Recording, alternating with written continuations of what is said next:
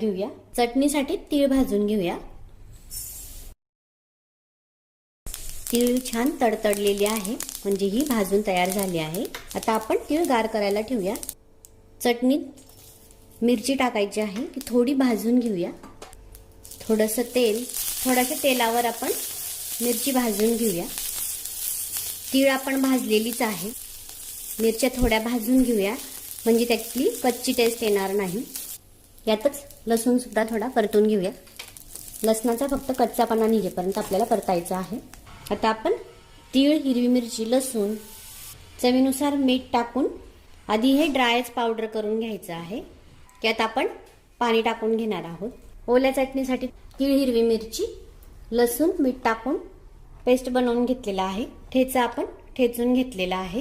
आता दोघांना फोडणी देणार आहोत आपण। चटणीला फोडणी देण्यासाठी आपण चटणी प्लेटमध्ये